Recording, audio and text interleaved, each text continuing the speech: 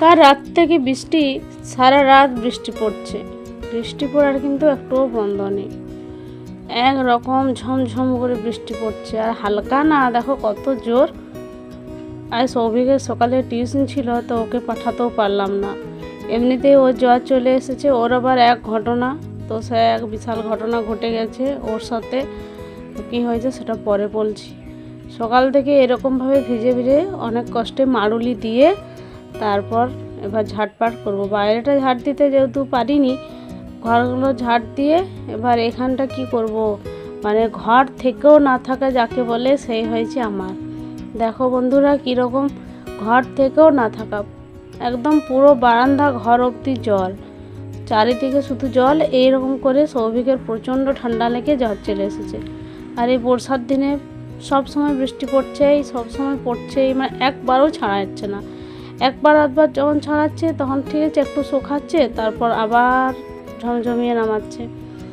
এরকমভাবে চলতেই থাকছে। আর এখানটা তো সবসময় স্লিপ করার আমার বেশি ভয়, সবসময় পিছল হয়ে গেছে, সবসময় স্লিপ করছে। তাও যদিও বা সবসময় মুছছি, কিন্তু মুছলেই বা কতক্ষণ এখানটায় থাকবে বলো, পুরোটা একদম ভিজে চপচপে হয়ে গেছে। এদিকটা একদম দেখো খুব মুষলধারা, এদিকটা তো দাঁড়ানোই যাচ্ছে না, ফোনে আওয়াজটা নিশ্চয়ই শুনতে পাবে। নমস্কার, কেমন আছো সবাই? সিম্পল ঝুমার আরেকটি ব্লগে তোমাদের অনেক অনেক স্বাগত জানাই।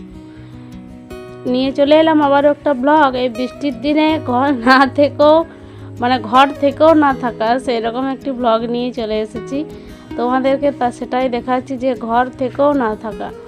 দেখো কি অবস্থা, এই অবস্থায় থাকা মানে সত্যি খুব কঠিন।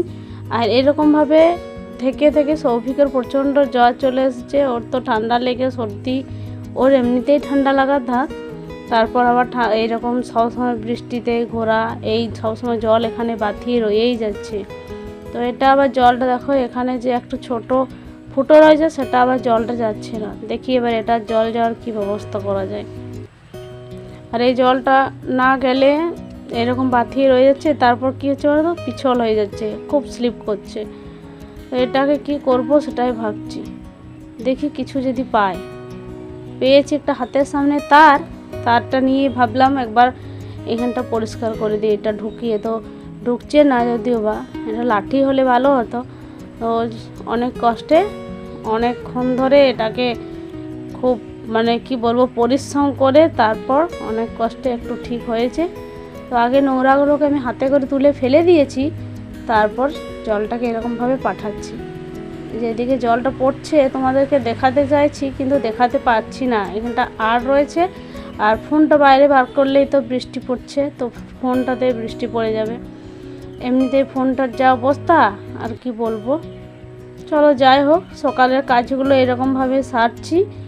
আর সব থেকে আমার থেকেও কষ্ট দেখো এদের। আমার তো খুব কষ্ট লাগছে ওদেরকে দেখে, একদম পালকগুলোকে ফুলিয়ে রেখেছে, তারপর বৃষ্টি পড়ছে, সেই বৃষ্টির মধ্যে আছে। কোথায় থাকবে বেচারিরা। আমার মনে হচ্ছে একটা ছোট্ট করে মানে করে দিতে পারতাম, তো আমার সেই এখন সামর্থ্য বা সেই সুযোগ সুবিধাটা নেই। তো অবশ্য আমার যদি হয় না, আমি এগুলো ভেবেই রেখেছি, আমি কিন্তু ওদের জন্য একটা আমাদের ছাদের যে বাইরের দিকটাতে ওই দিকটা একটা বানিয়ে দেবো। বাসনগুলোর আমার কি অবস্থা দেখতে পেয়েছে, প্রত্যেকটা বাসন মানে এইরকম একটা জলের দাগ হয়ে যাচ্ছে। তো প্রত্যেকটা বাসন আবার প্রথম থেকে ধুয়ে মুছে তারপর রাখতে হবে। রাখবে এবার কোথায়, এখানটা দিয়ে এই দেখো কীরকম জলটা পড়ছে। তো রাখতে এখানেই হবে, আর তোমার রাখবার অন্য কোথাও জায়গা নেই। তো এখানটা দিয়ে রাখতে হবে। এখন আপাতত থাক, যতক্ষণ বৃষ্টি পড়ছে, তারপর এগুলোর ব্যবস্থা করব। মানে কাজ কি বলবো কম নেই, কাজ বেড়েই চলেছে। আর কোনো যে করবে দেখো, পুরো বারান্দাটা ভিজা। রান্নাঘরটায় দুটো একদম পাপোশ দিয়েছি যাতে না ভিজে যায়। আরে বাইরের দিকটা দেখো কি অবস্থা, ওই দিকটা একদম নৌকো ছাড়া চলবে, এত বৃষ্টি পড়ছে মুষলধারায়। এই মাঠটা না হলে সকাল হলেই প্রচুর লোক যায় ব্যায়াম করতে, তো আজকে এখনও আসেনি। কে জানে, বৃষ্টিটা ছাড়ালে হয়তো আসতেও পারে। বৃষ্টি কিন্তু টিপ টিপ টিপ টিপ মানে একটু হালকা হয়েছে, কিন্তু টিপ টিপ করে পড়ছেই, বৃষ্টি কিন্তু থামছে না। আজকে যাব ভেবেছি একটা জায়গা, তোমাদেরকে নিয়ে যাব, খুব ভালো একটা জায়গা। তো দেখি কি হয়, যদি একটু পরিষ্কার হয়, এখন তো সকালটা, একটু অবেলা করে যদি একটু ঠিক হয়। তো পাখিগুলো সব এই গাছটাতেই থাকে, পায়রাগুলো এই আমাদের ছাদের কার্নিশটাই থাকে, কিন্তু এখন আর থাকে না। কী করে থাকবে, থাকতেই পারছে না। চাটা বসিয়ে দিয়েছি, সব কাজ সারা হয়ে গেছে, মুখটাও ধুয়েছি। তো একেই তো বৃষ্টি, ঠান্ডা ঠান্ডা ওয়েদার, চাটা না খেলে মানে আর মনটা মানছে না। তো মনে হচ্ছে আগে চা করছে মনটা, মনে হচ্ছে আগে চাটাই খায়। তো ওর বাবা উঠে গেছে, ওর বাবা গেছে বাথরুম। তো ততক্ষণে আমি চাটা বসিয়ে দিয়েছি। আমার চা হতে হতে ওর বাবারও হয়ে যাবে। আর সৌভিককেও ডেকে দিয়েছি, টিউশন তো যেতে পারলো না অত বৃষ্টির মধ্যে। তো বললাম ওঠে চাটা খেয়ে তারপর পড়তে বস, কয়েকটা দিন বাদে ওরও পরীক্ষা। ওকে যে কী করবো আমি, মানে ওর যা বিপদ হচ্ছে বন্ধুরা কি বলবো, খুব বড় বড় বিপদ যাচ্ছে আমার এখন। ওই জন্য ভিডিও ঠিকঠাক মতো দিতে পারছি না। আর সেই টাইমে ভিডিও করারও নয়, অনেকেই দেখেছি ভিডিও দেয়, কিন্তু আমি পারিনি। এই যে দেখো একটু বৃষ্টিটা কমতেই এখানে সকলে এসেছে ব্যায়াম করতে। তো বললাম না, এই মাঠটাতে অনেকে সকালে আসে ব্যায়াম করতে। আমি দেখতে পাই জানালাটা রোজ সকালেই তো উঠি, খুললেই দেখতে পাই। চলো চানটা করে আসি। চান টান করে চলে এসেছি, তেলে ভাজা নিয়ে চলে এসছে, সবজিও নিয়ে এসছে। তো সবজিটাও কাটাকুটি হয়ে গেছে। তো ভেবেছিলাম খিচুড়ি হবে, তো খিচুড়ি আর হলো না। এই যে আজ অনেক সবজি হচ্ছে। এ কয়েকটা সবজিতে দেখো 100 টাকা দাম নিয়েছে, মাত্র কয়েকটা সবজি। তা এর থেকে মনে হচ্ছে সবজি খাওয়ার থেকে মনে হচ্ছে অন্য কিছু খাওয়া বাড়িতে লাগিয়ে নিলে ভালো হয়। তো প্রায় রান্না শেষের দিকেই, এদিকে মাছের ঝোলটা বসানো হচ্ছে আর এদিকে সবজিটা হচ্ছে। আর এমনি সব কিছু হয়ে গেছে, শাক হয়ে গেছে, তারপর আর একটা সবজি হয়েছে। সব কিছু হয়ে যাওয়ার পর বৃষ্টিটাও কমে গেছে। তো তোমাদেরকে ভাবলাম আমাদের গাছগুলো একটু দেখায়। তো একটা জিনিস দেখাচ্ছি, দেখো আমাদের এই গাছটায় ফল এত পরিমাণে ফল হয়েছে, ফলে পুরো গাছটা দেখো একদম নুয়ে গেছে। গাছটা কিন্তু সোজা হয়ে দাঁড়িয়ে নেই, এতটাই ফল ধরেছে। তাও তো কত ফল পাড়া হয়েছে, কত সকলকে দেওয়া হয়েছে। সেদিন করে মামা ওরা এসেছিলো, মামাদিকে দেওয়া হলো, তারপর আরও অনেককে দেওয়া হচ্ছে, নিজেদেরও খাওয়া হচ্ছে। এটা নাকি প্রচুর ইমিউনিটি পাওয়ার রয়েছে এই ফলটার মধ্যে। তো এই ফলটা নাকি বাজারেও বেশ দাম, ফলটা রয়েছে। তবে এখন সেরকম একটা মিষ্টি হয়নি। এই ফলটা সে ভাদ্র আশ্বিন মাস দিকে ভালো মিষ্টি হয়। তো দেখো ওয়েদারটা দেখো কীরকম। তো গাছ দুটো ভাবলাম লাগিয়ে দিই, কারণ বেশ তো বর্ষার দিনে গাছগুলো একদম ঝকঝক করছে। তো অনেকগুলো গাছ লাগানো হলো আজকে। চলো এবার যাব একটু বাইরের দিকে, যেখানে নিয়ে যাব বললাম সেখানে।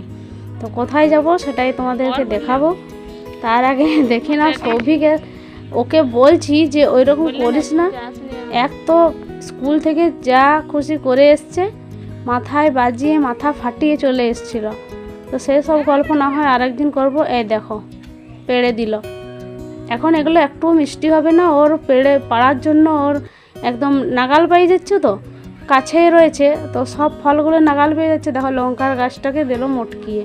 তো ওটাকে বললাম ঠিক কর, তো ওটাই ও ঠিক করছে। আমলে একটা কোনো লাঠি দিয়ে ওকে দাঁড় করিয়ে দে। তো কী করছে ওস্তাদ, ও গাছ প্রচণ্ড ভালোবাসে, গাছ লাগাতে প্রচুর গাছ লাগায়। সেটা আগে আমার ভিডিওগুলোতে তোমরা নিশ্চয়ই দেখেছ, একদম উপরে সিঁড়িগুলোতে গাছ লাগিয়ে ভর্তি করে দিয়েছে। আবার বৃষ্টি পড়বে, দেখো কীরকম ফড়িং উঠছে, কীরকম ফড়িংগুলো উঠছে দেখো। চলো যেখানে যাব বললাম সেখানকেই নিয়ে যাচ্ছি। মানে একটা জায়গা যাব যেখানে নদীতে নিয়ে যাব, খুব প্রচণ্ড জোরে জোয়ার এসেছে, জোয়ার ভাটা।